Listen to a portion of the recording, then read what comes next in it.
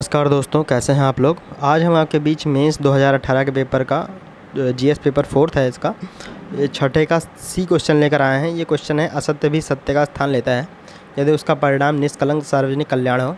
तो ये क्वेश्चन देखिए तो बहुत जटिल है। इसको लिखने का जो है प्रयास एक बार आप लोग खुद से भी कीजिए। ये तिरुकुरल द्वारा कहा गया है। तिरुकुरल जो है वो दक्षिण भारत के जो हैं वो कवि हैं जिन्हें कबीर दक्षिण भारत में कबीर के नाम से भी जाना जाता है। दक्षिण भारत के कबीर के नाम से भी जाना जाता है।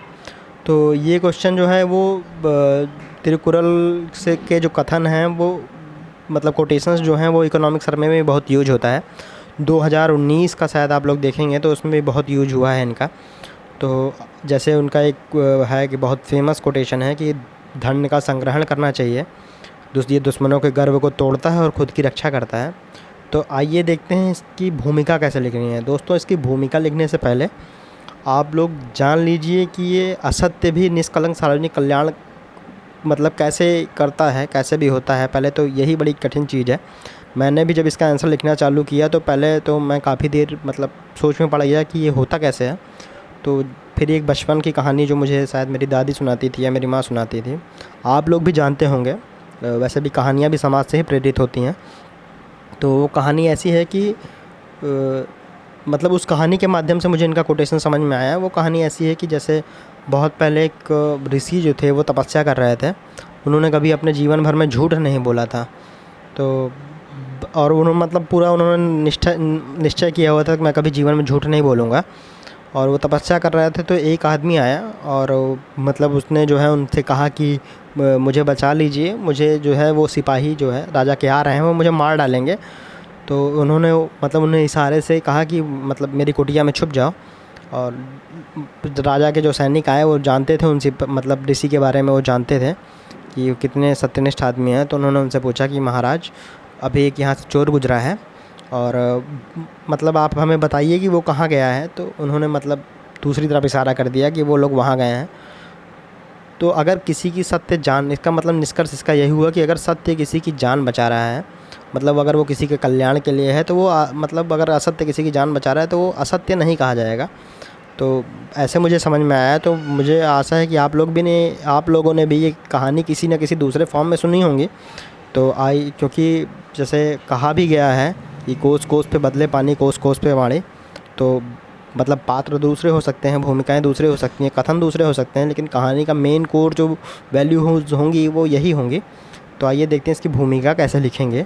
इसकी भूमिका है कि नीति मीमांसा में सत्य को सद्गुण बताया गया है और असत्य को दुर्गुण बताया गया है, परंतु विवाद स्वरूप, हालांकि देखिए विवाद स्वरूप आया है, में किन्हीं जगहों पर असत्य को सत्य से भी ऊंचा दर्जा दिया गया है। इस कथन का आशय क्या है? तिरुकुरल के अनुसार यदि असत्य जो है वो सार्वजनिक कल्याण में हो वह सत्य जितना ही सही होता है। जैसे इसके विषय क्या क्या हैं, जैसे लोकहित में जैसे हो गया, जैसे दंगा हो रहा है कहीं, अगर दंगा हो चुका है कहीं और आप वहाँ पर एसपी हैं और अगर आपको वहाँ से बोल दिया जाए कि अगर आपको पता है कि अगर इस बात को मैंने बता दिया और ये बात अगर फैल गई तो देश में कई जगहों पर दंगा हो जाएगा, तो फिर भी तो उस बात को आप लोग क्या करेंगे, सिविल सेवक होना कर छुपाएंगे। तो इसमें असत्य क्या है? किसी एक जगह हुई जातिगत और भाषाई हिंसा से यदि पूरे देश में हिंसा फैलने की संभावना हो तो वहाँ पर जो है हम लोग असत्य का ही सहारा लेंगे। तो क्या करेंगे, इसमें सूचना बाहर आने से रोकेंगे और अपने स्तर पर कार्यवाही करना जारी रखेंगे।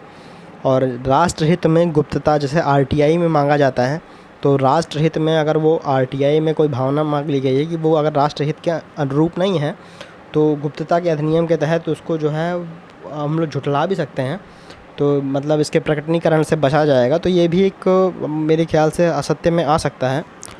तो दोस्तों आगे देखिए, जैसे संविधान में भी समानता की बात कही गई है, तो संविधान में भी समानता में भी क्षतिपूरक भेदभाव दिया गया है। जैसे अगर आरक्षण दिया जा रहा है, संरक्षण दिया जा रहा है SC ST वर्गों को, साधनों के आवंटन में भी देखिए कहीं कहीं SC ST वर्गों के लिए अलग से योजनाएं जाती हैं, OBC वर्गों के लिए, तो वो समानता नहीं कही जा सकती। लेकिन ये अगर इनको समानता भी ये कही जाती है, क्योंकि ये जैसे पिछले कई सालों में कई सालों से SC ST पे बहुत अत्याचार हुए हैं। आज भी कई गाँवों में जो है उन्हें नल पे पानी भरने की भी इजाज़त नहीं है। तो इसे क्षतिपूरक भेदभाव में आरक्षण उनको दिया गया है, संरक्षण दिया है या संसाधनों में आवंटन दिया गया है। जैसे किसी पिछड़े ज़िले में यदि इन्हीं आधार पर इन पर बुरा प्रभाव पड़ रहा है तो इन्हें मैं सार्वजनिक होने से भी रोकूंगा।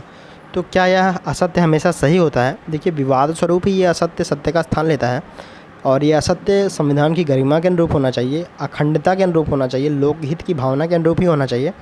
द्वितीय प्रशासनिक सुधार आयोग की चौथी रिपोर्ट शासन में नैतिकता में कुछ मतलब 1-2 वैल्यूज़ ऐसी दी गई हैं। तो इसका निष्कर्ष क्या है? देखिए, इसका निष्कर्ष ये है कि इन्होंने जैसे तिरुकुल ने बताया है, वैसे ही महात्मा गांधी ने बताया है कि वो अंतरात्मा को ही जो है एकमात्र तानाशाह मानते हैं। तो अंतरात्मा की आवाज़ भी कहीं कहीं आप देखेंगे कि वो किसी न्याय निर्णय से प्रेरित नहीं होती हैं, वो भी यही सब काम करने को बताती हैं। तो अतः अंतरात्मा के सिद्धांत और तिरुकुल के ये सिद्धांत समान रूप से ही उपयोगी हैं, जो कि सिविल सेवकों के कार्य हेतु उपयोगी हैं। तो धन्यवाद दोस्तों, आप आंसर लिखते रहें और हम भी बताएं कि ये क्वेश्चन जो है वो करने में कितना कठिन था। और ये क्वेश्चन करने से पहले यदि आप इसे क्वेश्चन लिख के खुद से सॉल्व करेंगे तो आपको खुद पता लग जाएगा कि ये मतलब क्वेश्चन है कितना कठिन। धन्यवाद दोस्तों।